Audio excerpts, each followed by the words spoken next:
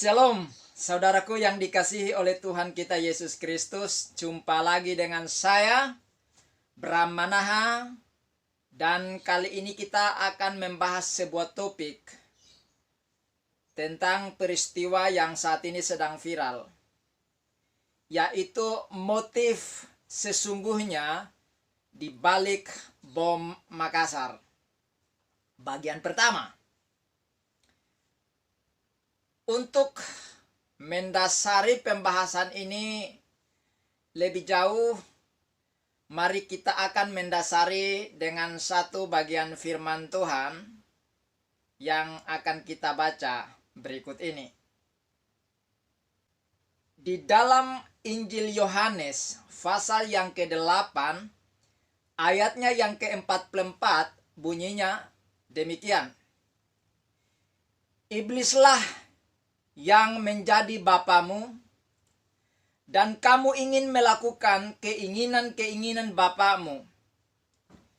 Ia adalah pembunuh manusia sejak semula, dan tidak hidup dalam kebenaran, sebab di dalam dia tidak ada kebenaran.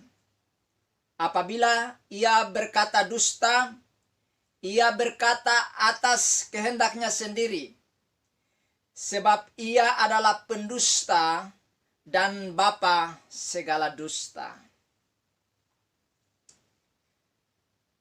Saudara, firman ini luar biasa. Oleh sebab itu, sebelum kita meninjau ayat ini lebih dalam, mari kita saksikan video peristiwa pengeboman yang terjadi di Makassar berikut ini.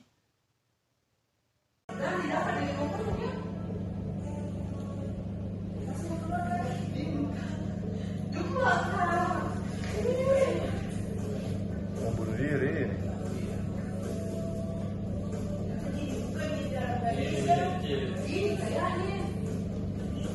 Bukan.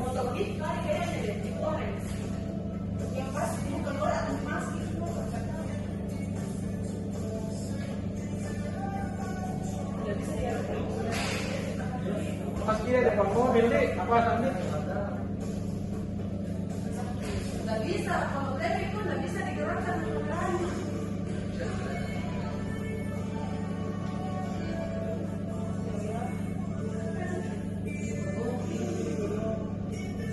Gereja.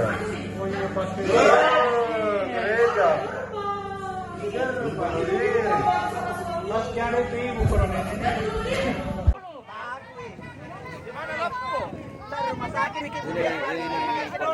Ini ke motor dulu. Sita pakai pergi di anu.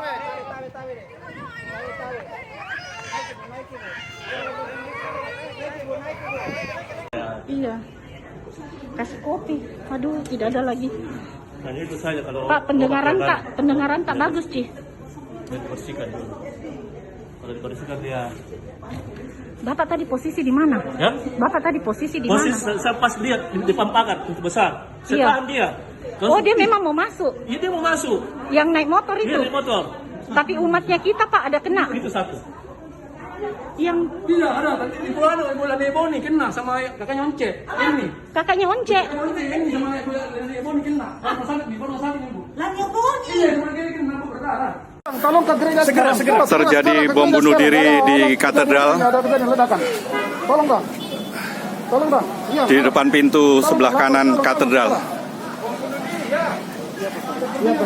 Orangnya Itu? kita semua.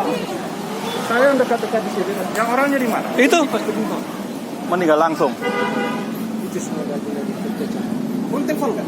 Sudah. Bawa ke sini Pak Arianto.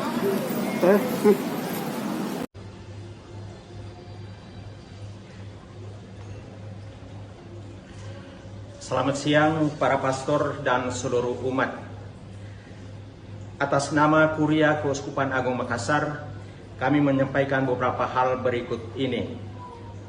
Yang pertama, kita semua prihatin atas kejadian bom bunuh diri yang terjadi pada pagi tadi pukul 10.26 waktu Indonesia bagian tengah.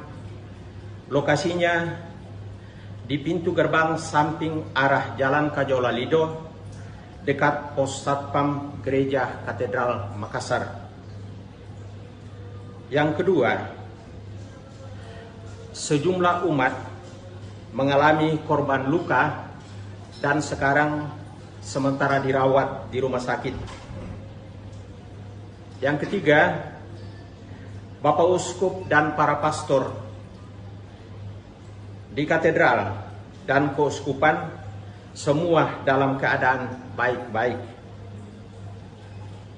Yang keempat, diharapkan kepada para pastor dan seluruh umat untuk tetap tenang, terus waspada, dan mari kasus ini sepenuhnya kita percayakan kepada pihak keamanan untuk ditangani sesuai dengan ketentuan yang berlaku. Yang kelima, khusus untuk paroki Katedral Makassar, misa Minggu Palem dari siang sampai malam hari ini dibatalkan. Dan yang terakhir, mari kejadian ini kita terus bawa dalam doa-doa kita. Terima kasih, Tuhan memberkati.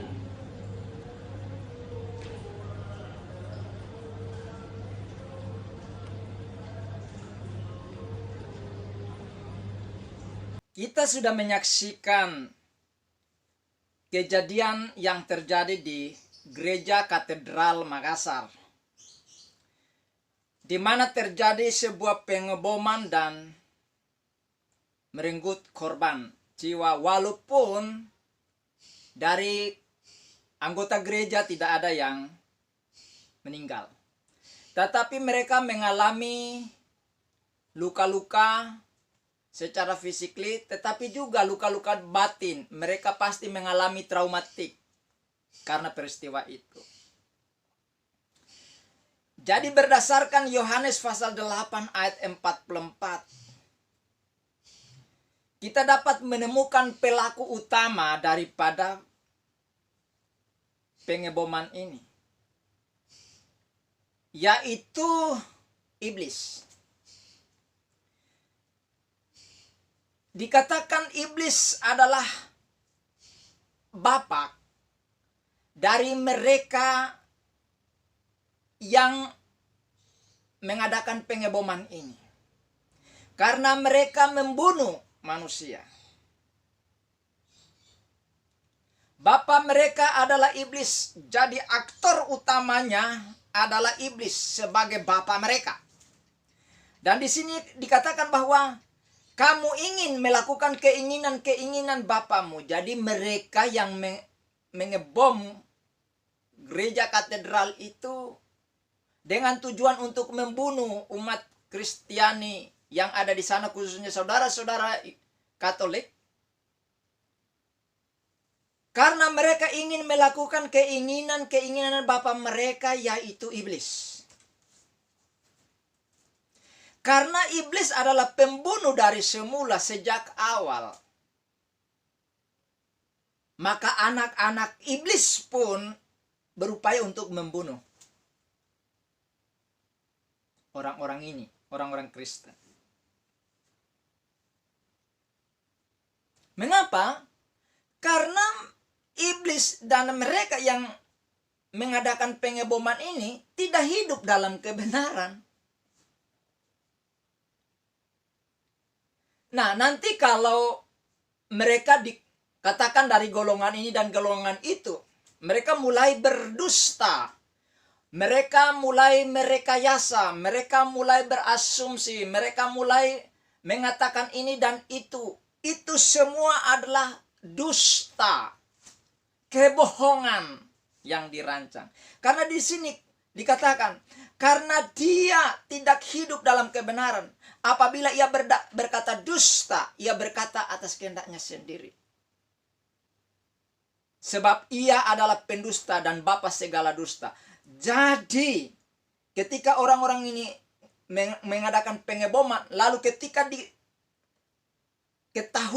diketahui bahwa mereka dari kelompok ini dan kelompok itu, kelompok ini mulai melakukan pendustaan karena mereka adalah anak-anak daripada iblis yang sukanya adalah berdusta.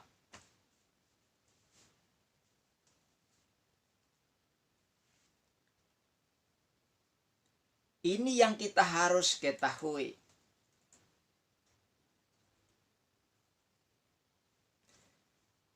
Dikatakan di dalam Yohanes pasal 8 ayat 44 ini, dia adalah pembunuh sejak semula, sejak manusia pertama diciptakan, dia membunuh Adam dan Hawa.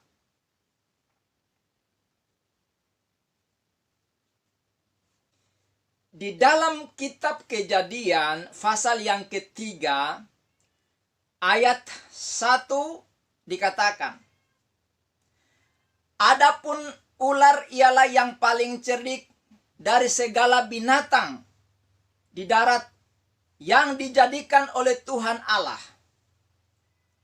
Ular itu berkata kepada perempuan itu, tentulah Allah berfirman, semua pohon dalam taman ini jangan kamu makan buahnya, bukan? Perhatikan, ular ini adalah simbolik iblis. Dia datang ke Taman Eden dan berkata kepada Hawa, bukankah semua pohon dalam taman ini Allah melarang, kamu tidak boleh makan buahnya? Apakah Tuhan melarang semua pohon? Tidak. Dia berdusta. Di dalam Kejadian pasal 2 ayat 16, Tuhan katakan begini. Lalu Tuhan Allah memberi perintah ini kepada manusia. Semua pohon dalam taman ini boleh kamu makan buahnya dengan bebas. Tetapi pohon pengetahuan tentang yang baik dan yang jahat itu, jangan kamu makan buahnya. Sebab pada hari engkau memakannya, pastilah engkau mati. Jadi Tuhan katakan semua pohon dalam taman ini boleh makan buahnya dengan bebas. Hanya satu yang tidak boleh, yaitu buah pengetahuan tentang yang baik dan yang jahat. Tuhan tidak melarang semua. Tapi iblis datang dengan berdusta mengatakan, bukankah Allah katakan semua pohon dalam taman ini kamu tidak boleh makan buahnya? Dibolak-balik. Selanjutnya dialog antara perempuan Hawa dengan ular itu berlanjut atau dengan iblis itu berlanjut. Hawa katakan di dalam kitab Kejadian pasal 3 ayat 2. Lalu sahut perempuan itu kepada ular itu, buah pohon-pohonan dalam taman ini boleh kami makan. Ayat yang ketiga. Tetapi tentang buah pohon yang ada di tengah-tengah taman, Allah berfirman, jangan kamu makan ataupun raba buah itu.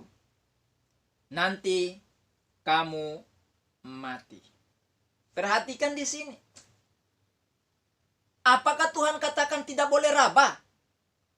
Di dalam Kejadian pasal 2 ayat 17 tadi dikatakan, tetapi pohon pengetahuan tentang yang baik dan yang jahat itu jangan kamu makan buahnya. Sebab pada hari engkau memakannya pastilah engkau mati. Tuhan katakan jangan kamu makan. Tuhan tidak katakan tidak boleh diraba. Diraba boleh. Tapi dimakan tidak boleh. Hawa nambah-nambah. Ini akibat dari tidak memperhatikan firman Allah. Sehingga nambah-nambah. Ada banyak orang juga suka nambah-nambah firman Tuhan. Dia cuma tambah kata raba. Lalu apa yang terjadi? Iblis katakan atau ular katakan di dalam kitab Kejadian pasal 3 ayat 4. Tetapi ular itu berkata kepada perempuan itu, sekali-kali kamu tidak akan mati. Padahal Tuhan bilang kamu pasti mati. Di dalam kitab Kejadian pasal 2 ayat 17. Tetapi pohon pengetahuan tentang yang baik dan yang jahat itu jangan kamu makan buahnya. Sebab pada hari engkau memakannya, pastilah engkau mati. Tuhan katakan waktu makan pasti mati. Iblis berbohong lagi. Dia bilang, oh kamu sekali-kali tidak akan mati. Kalau makan buahnya, kamu tidak mati. Jadi iblis ini pendusta. Menipu manusia. Raja pendusta.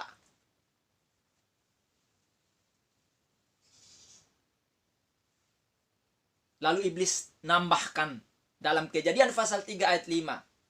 Tetapi Allah mengetahui bahwa pada waktu kamu memakannya, matamu akan terbuka dan kamu akan menjadi seperti Allah, tahu tentang yang baik dan yang jahat. Jadi iblis memberikan iming-iming. Kalau kamu makan, kamu nggak mati. Malah kamu akan seperti Allah.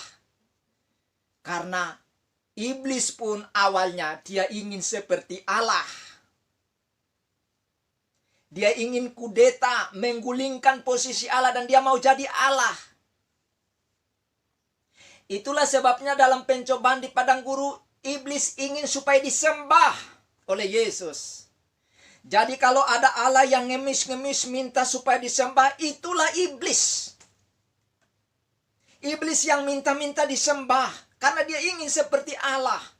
Tapi tidak kecapaian, maka dia nipu supaya manusia pun melakukan hal seperti yang ia inginkan.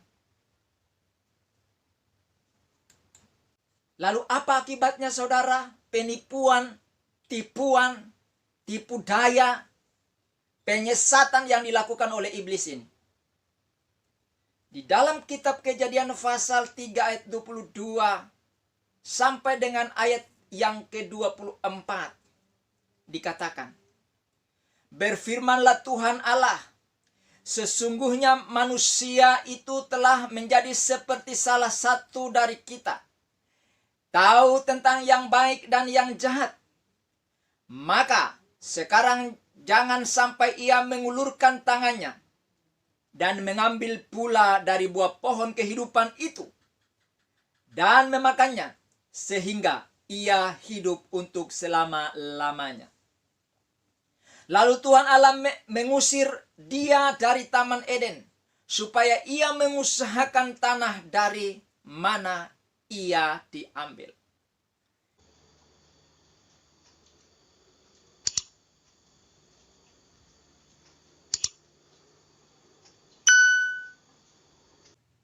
Ia menghalau manusia itu dan di sebelah timur Taman Eden ditempatkannya beberapa kerub dengan pedang yang bernyala-nyala dan menyambar-nyambar untuk menjaga jalan ke pohon kehidupan. Ini adalah pembunuhan pertama kali yang dilakukan oleh iblis kepada manusia pertama. Orang yang benar di hadapan Tuhan, yaitu Adam dan Hawa. Adam dan Hawa adalah manusia pertama yang benar. Tapi iblis datang dengan tipu dayanya dan membunuh mereka sehingga mereka terpisah dari Tuhan. Kemudian pembunuhan itu terus berlanjut. Yang dilakukan oleh iblis dan anak-anak iblis. Di dalam kitab Kejadian pasal 4 ayat 4 sampai dengan ayat yang ke-8 bunyinya. Habel juga mempersembahkan korban persembahan dari anak sulung kambing dombanya, yakni lemak-lemaknya, maka Tuhan mengindahkan Habel dan korban persembahannya itu. Tetapi Kain dan korban persembahannya tidak diindahkannya. Lalu hati Kain menjadi sangat panas dan mukanya muram. Firman Tuhan kepada Kain, mengapa hatimu panas dan mukamu muram? Apakah mukamu tidak akan berseri jika engkau berbuat baik? Tetapi jika engkau tidak berbuat baik, dosa sudah mengintip di depan pintu. Ia sangat menggoda engkau, tetapi engkau harus berkuasa atasnya. Kata Kain kepada Habel adiknya, marilah kita pergi ke padang. Ketika mereka ada di padang, tiba-tiba Kain memukul Habel adiknya itu, lalu membunuh dia. Jadi di sini Habel mewakili orang benar, orang yang hidup sesuai dengan kemauan Tuhan. Sedangkan Kain mewakili anak-anak iblis, mewakili yang jahat. Karena Habel melakukan yang benar, sedangkan Kain tidak melakukan yang benar. Maka di situ dikatakan, mukanya muram, hatinya panas. Sehingga dia mengajak adiknya dan dia membunuh. Ini adalah pembunuhan yang kedua yang dilakukan oleh anak iblis yang pertama kali. Untuk anak Tuhan yang pertama kali. Lalu bagaimana kita bisa tahu mana anak iblis dan mana anak Tuhan? Maka Rasul Yohanes, murid Tuhan Yesus, memberikan kriteria atau gambaran. Di mana di dalam 1 Yohanes pasal 3 ayat 8 sampai dengan ayat yang ke-10. Dikatakan di sana, barang siapa yang tetap berbuat dosa berasal dari iblis. Sebab iblis berbuat dosa dari semula. Untuk inilah anak Allah menyatakan dirinya, yaitu supaya ia membinasakan perbuatan-perbuatan iblis itu. Anak Allah di sini menunjuk kepada Yesus Kristus, anak Allah yang tunggal. Kemudian di dalam ayat yang ke-9 dikatakan setiap orang yang lahir dari Allah tidak berbuat dosa lagi. Sebab benih ilahi tetap ada di dalam dia. Dan ia tidak dapat berbuat dosa karena ia lahir dari Allah. Jadi orang benar adalah orang-orang yang lahir dari Allah, lahir secara rohani. Pikiran hati mereka itu berasal dari Allah. Maka mereka tidak berbuat dosa. Membunuh orang, membom orang itu adalah dosa yang dibenci oleh Tuhan. Tetapi anak-anak iblis melakukan itu. Dan mereka berpikir bahwa mereka berbakti kepada Allah. Allah yang mana? Allah yang palsu. Allah yang asli tidak suruh bunuh. Ayat 10 katakan, inilah tandanya anak-anak Allah dan anak-anak iblis. Setiap orang yang tidak berbuat kebenaran tidak berasal dari Allah. Demikian juga barang siapa yang tidak mengasihi saudaranya. Kalau mereka ini mengasihi sesamanya sebagai saudara, maka tidak mungkin mereka melakukan pengeboman. Tapi karena mereka berasal dari iblis, maka mereka melakukan hal-hal yang tidak benar. Hal-hal yang jahat, yaitu membunuh sesama manusia. Padahal yang berhak untuk membunuh sesama manusia adalah hanya Tuhan. Tuhan yang boleh, karena dia yang menciptakan. Dia yang boleh memberikan kehidupan dan berhak untuk mengambil nyawa orang. Jadi demikian kata Rasul Yohanes. Tanda-tandanya seperti itu. Orang yang tidak hidup dalam kebenaran itu berasal dari iblis. Orang yang lakukan kebenaran berasal dari Allah. Itulah sebabnya Tuhan Yesus Kristus sendiri memberitahukan kepada murid-muridnya, dari buahnya lah, atau dari perbuatannya lah, kamu tahu mereka berasal dari Allah atau berasal dari iblis. Di dalam Matius pasal 7 ayat 15 dan 16, Tuhan Yesus katakan begini, waspadalah terhadap nabi-nabi palsu yang datang kepadamu, dengan menyamar seperti domba, Tetapi sesungguhnya mereka adalah serigala yang buas. Dari buahnya lah kamu akan mengenal mereka. Dapatkah orang memetik buah anggur dari semak duri, atau buah ara dari rumput duri? Jadi Yesus katakan, dari buahnya lah, dari perbuatan mereka lah kamu tahu. Walaupun mereka mengaku mereka adalah nabi, namun kalau kelakuan, perbuatan mereka adalah membunuh, merampok, memperkosa, maka mereka bukan dari Allah. Mereka bukan dari Tuhan. Itulah sebabnya Rasul Paulus memberikan buah-buah seperti apa yang dimaksud oleh Yesus. Dikatakan di dalam Galatia pasal yang kelima ayat 22 sampai dengan 26. Dikatakan, tetapi buah roh ialah kasih, sukacita, damai sejahtera, kesabaran, kemurahan, kebaikan, kesetiaan, kelemah lembutan, penguasaan diri. Tidak ada hukum yang menentang hal-hal itu. Barang siapa menjadi milik Kristus Yesus,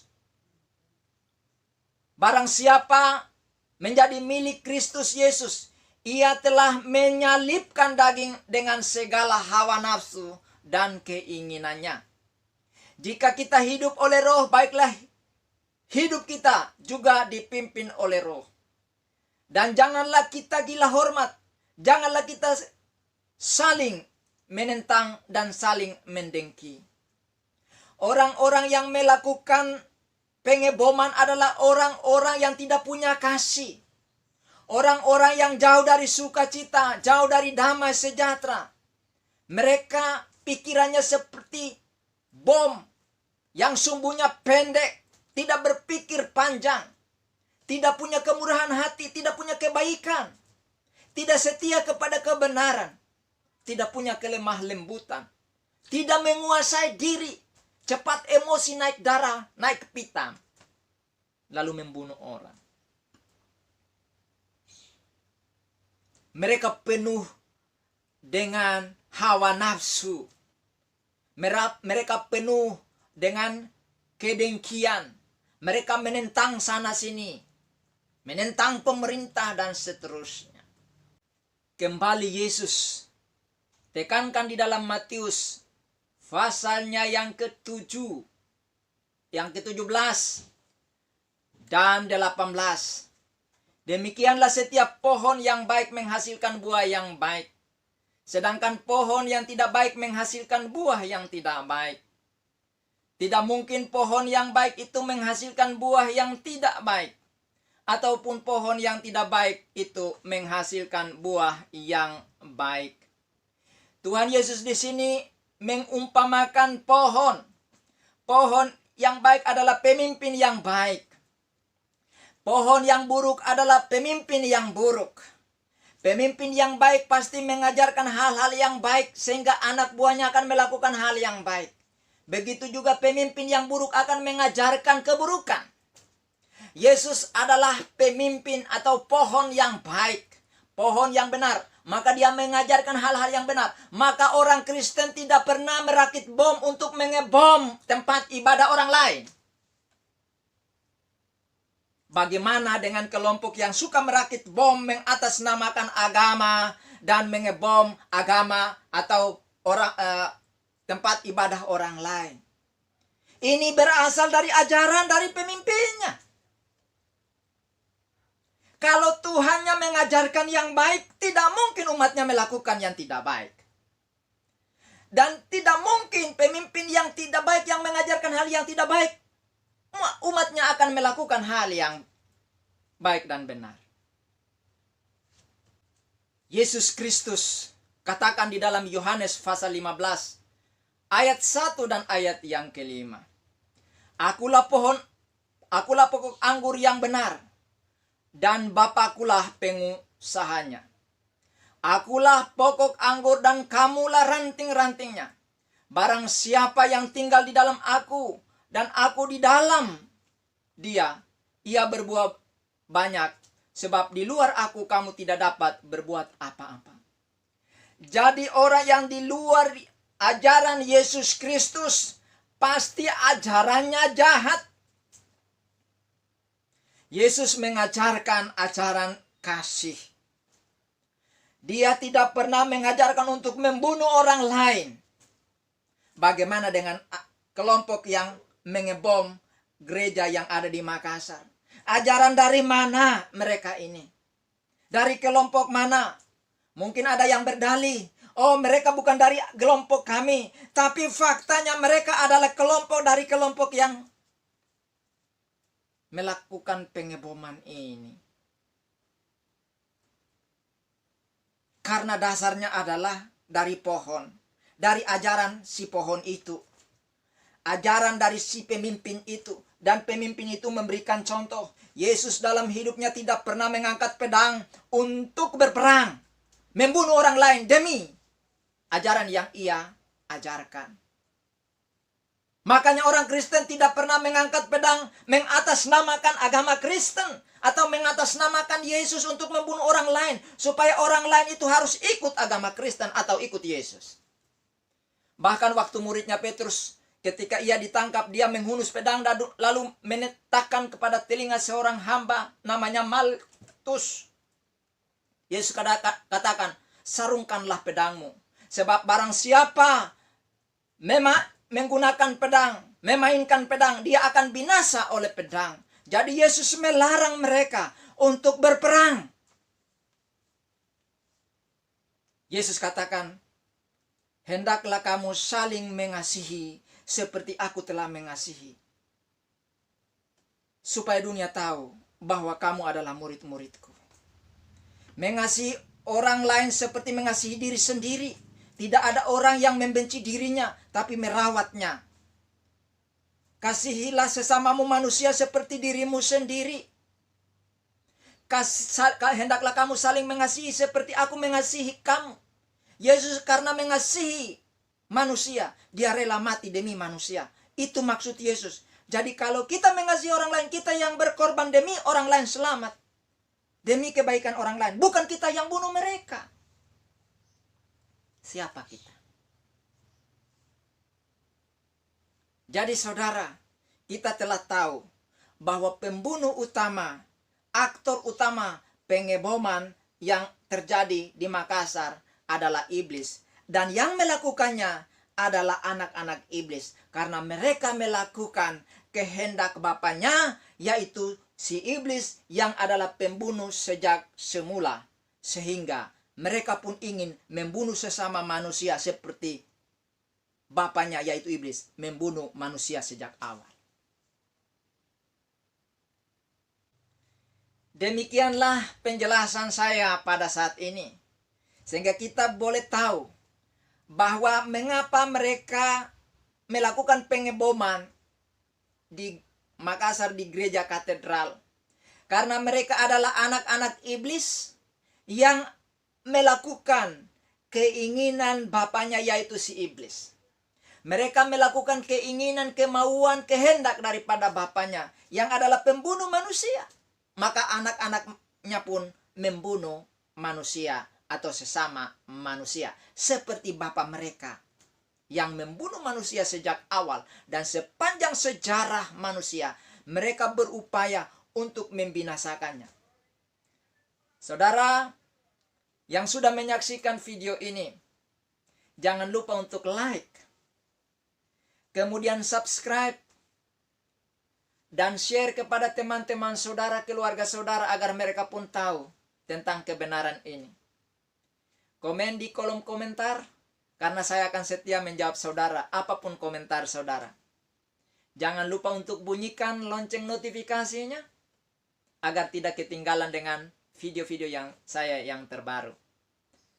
Dan sampai jumpa dalam video part yang kedua. Dan sampai jumpa, Tuhan Yesus memberkati saudara dan shalom alaihim.